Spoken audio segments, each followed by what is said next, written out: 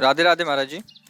महाराज जी, कोई एक काम मैं लगातार नहीं कर पाता तथा मन शांत नहीं रहता। इस कारण से मेरा और परिवार का बहुत नुकसान हो जाता है। और समस्या भैया यह है कि मन, वीर्य और प्राण तीनों का एक कनेक्शन है, एक ही कनेक्शन है। अगर हमारा वीर्य ब्रह्मचर्य ठीक है तो मन शांत और एकाग्र रहेगा और प्राण बलवान और सूक्ष्म रहेंगे। अगर वीर्य कमजोर हो गया तो मन चंचल, अशांत और प्राण स्थूल और बलहीन हो जाएंगे। स्थूल, सूक्ष्म नहीं होंगे। अब हमको मेन पॉइंट पर सुधार करना है, चाहे गृहस्थ हो चाहे विरक्त। गृहस्थ के लिए भी एक संयम से बर्ताव करने के लिए कहा गया है, और अगर जब तक ब्याह नहीं हुआ तब तक तो और संयम से रहना ही चाहिए।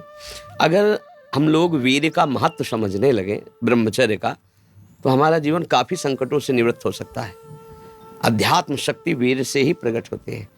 जब हम ब्रह्मचर्य से रहते हैं, भजन करते हैं, मान लो गृहस्थी में है, भगवान कश्यप जी 10,000 वर्ष तक ब्रह्मचर्य रहे। फिर उन्होंने माता विनता के गर्भ में, जानते हो कौन पैदा हो? भगवान गरुड़ जी पैदा हुए। कितने बलशाली, भगवान के वाहन, पूरे विश्व ब्रह्मांड को अपने एक पंखे में रख के उड़ सकते हैं। 10,000 वर्ष भजन किया तो फिर गरुड़ जी पैदा हुए।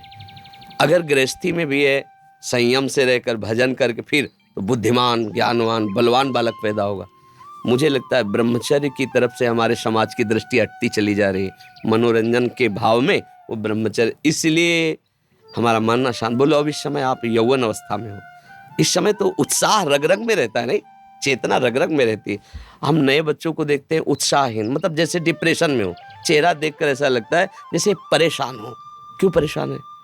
क्योंकि आंतरिक जो शक्ति सपोर्ट करने वाली है नहीं। अब मन जिस विचार में फंसा देता है, बिना मतलब फंसाए, कोई भय नहीं, वो भय दे रहा है।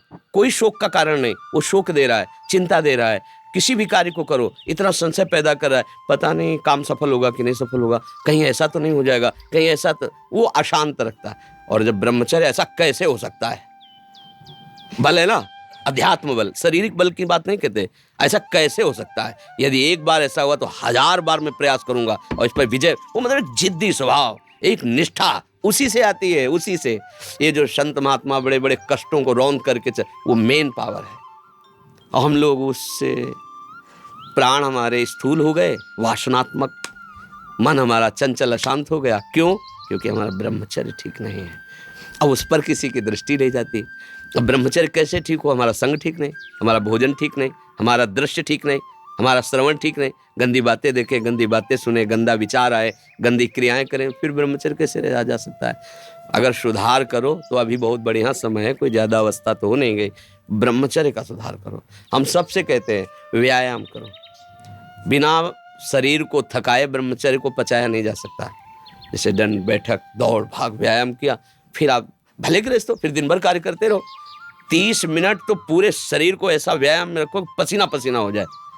अब 8-10 बजे तक सो रहे हैं तो व्यायाम कब करें? 4 बजे उठ के नहा धो करके घंटा आध घंटा दंड बैठक मारे तो आप देखो आपका जीवन प्रकाशित होने लगे। ये नहीं कहते कि बाबा जीवन, गृहस्थी में भी, गृहस्थी जीवन कोई साधारण इतना बड़ा बोझा लाद के चलना है परिवार का। शरीर स्वस्थ नहीं, विचार ठीक नहीं तो क्या है?